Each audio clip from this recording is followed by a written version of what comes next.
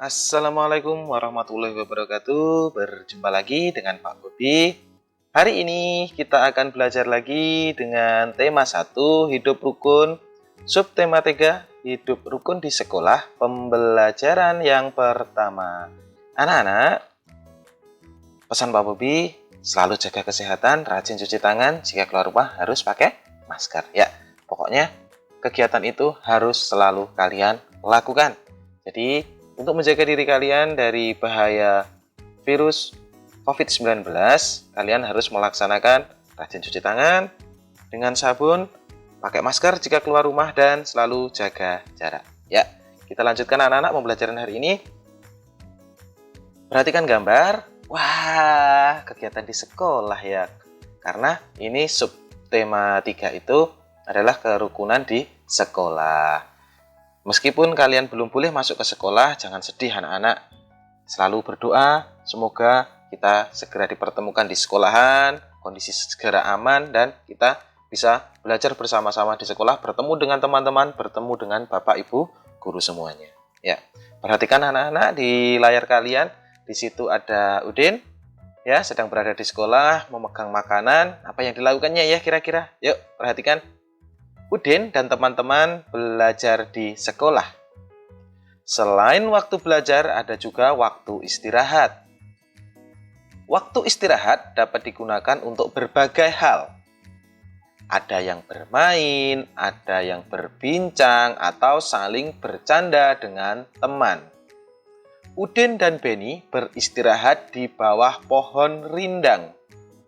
Mereka menikmati bekal makanan dari rumah bersama-sama.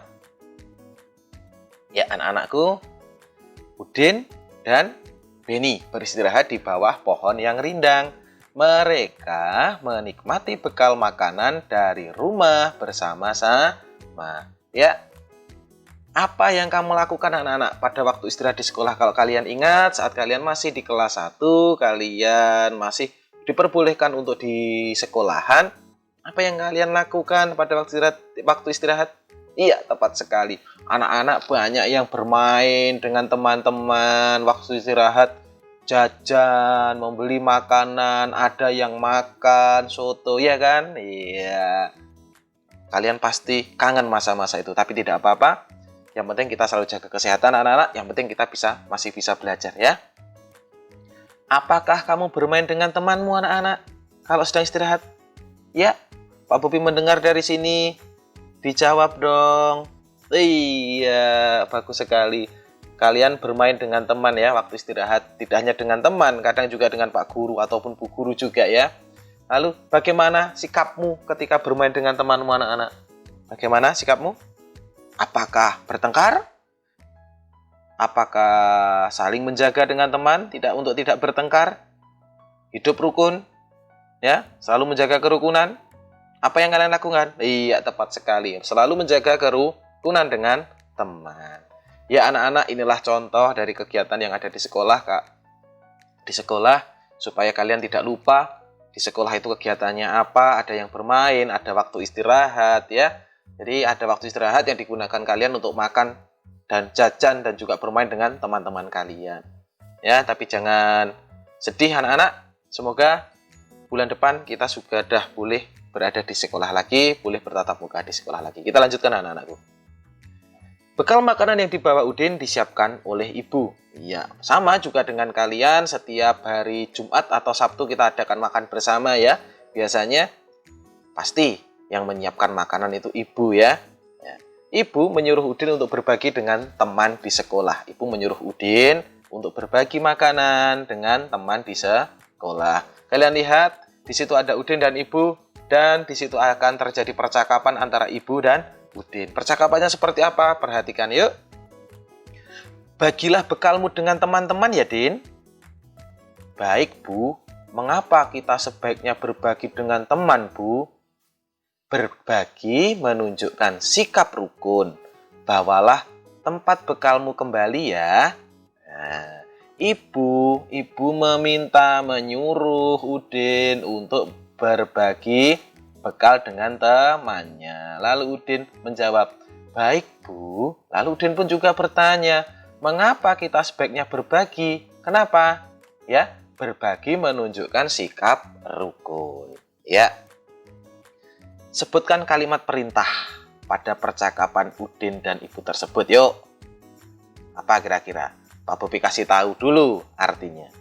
Kalimat perintah isinya menyuruh untuk melakukan sesuatu. Nah, di situ digambar di layar kalian kalimat perintah yang isinya menyuruh untuk melakukan sesuatu. Itu yang mana? Ayo, kalau kalian tahu.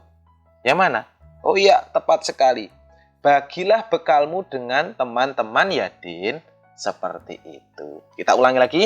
Ucapkan kalimat perintah yang kamu dengar dari percakapan tadi. Kita ucapkan dengan penuh percaya diri bersama-sama. Pak Bobi hitung. Hitungan ketiga kita bersama-sama mengucapkan ya. Ingat. Ini bagilah bekalmu dengan teman-teman ya, Din, itu kalimat perintahnya. Jadi ucapkan kalimat perintah yang kamu dengar dari percakapan tadi. Ya, ini ya. Yang Pak Bobi tunjuk ini ya. Oke, sudah siap? Kita bersama-sama mengucapkannya. 1, 2, 3. Bagilah bekalmu dengan teman-teman ya, Din. Ulangi lagi, satu kali lagi. Diucapkan dengan penuh percaya diri.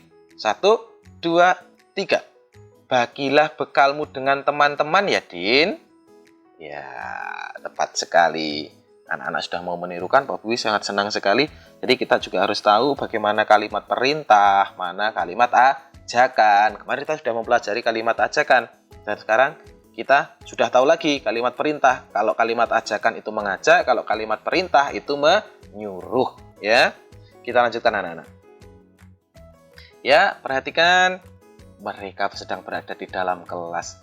Ruangan kelas sangat menanti kalian anak-anak ya. Nah, yuk sekarang kita lengkapi kalimat berikut menjadi kalimat perintah. Kita coba bersama-sama, tidak usah takut. Yuk, titik-titik kelas setelah bel berbunyi. Yuk, ke kelas setelah bel berbunyi. Masuklah ya, masuklah ke kelas setelah bel berbunyi. Lalu nomor 2. Kebersihan kelas. Kalimat perintahnya bagaimana? Kurang apa di situ yuk?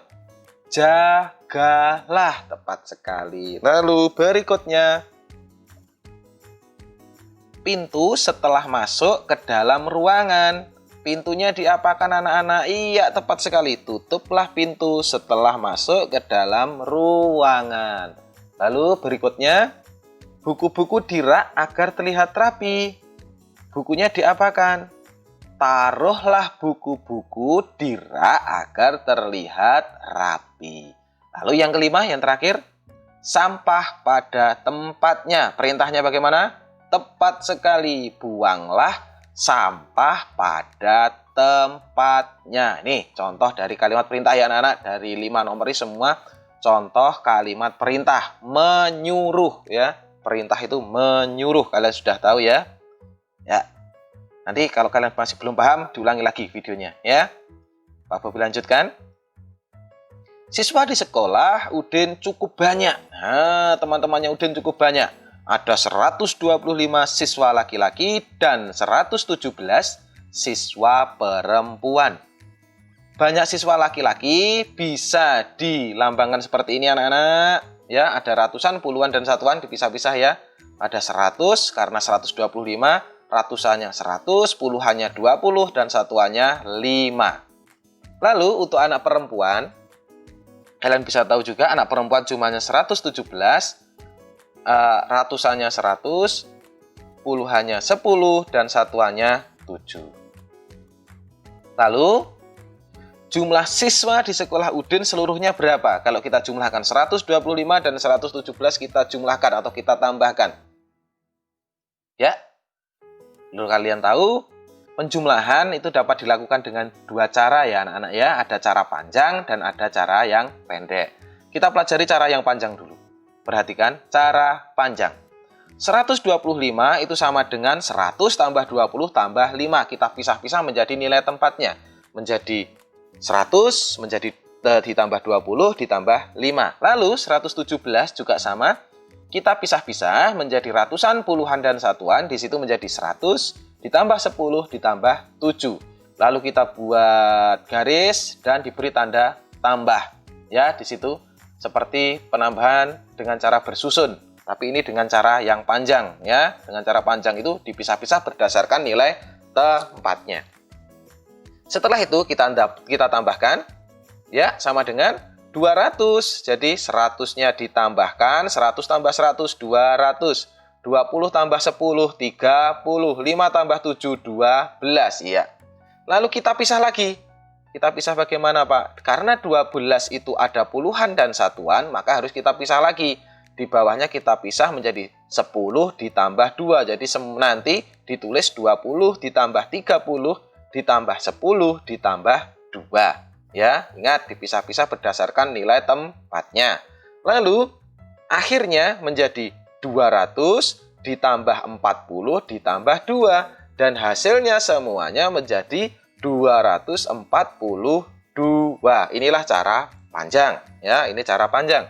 Lalu cara pendek bagaimana, Pak? Cara pendeknya di gambar berikutnya. Silahkan dilihat cara pendeknya. Ya, 125 ditambah 117. Ingat, kalian harus menatanya urut. Satuan ya diurutkan satuan, puluhan diurutkan puluhan, ratusan diurutkan dengan ratusan. Jangan sampai terbalik-balik ya. Jadi nilai tempatnya harus ditata urut, tidak boleh terbalik-balik. Lalu kita hitung. Yang pertama kita beri garis dulu, kita beri tanda tambah, itu sudah satu kesepakatannya harus seperti itu ya. Kalau menambahkan dengan cara bersusun, ini dengan cara pendek ya. Kita tambahkan yang mana dulu? Jumlahkan satuannya. Satuannya 5 dan 7.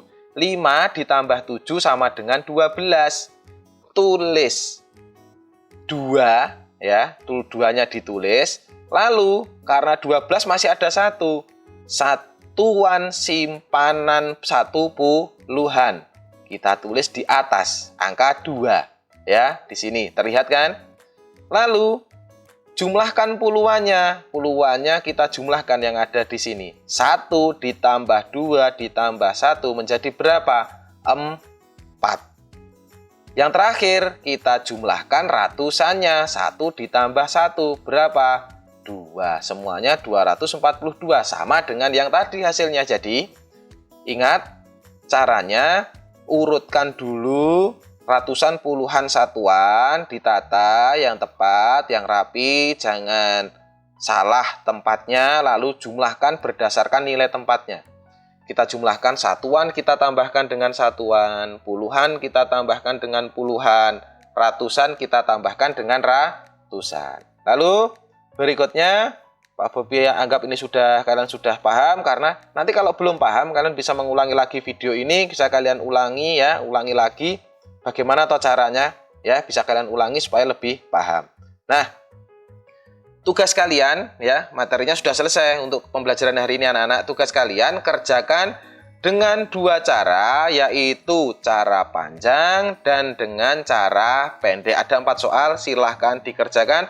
Pak Bobi beri waktu di layar untuk tampil supaya kalian ada waktu untuk menulisnya.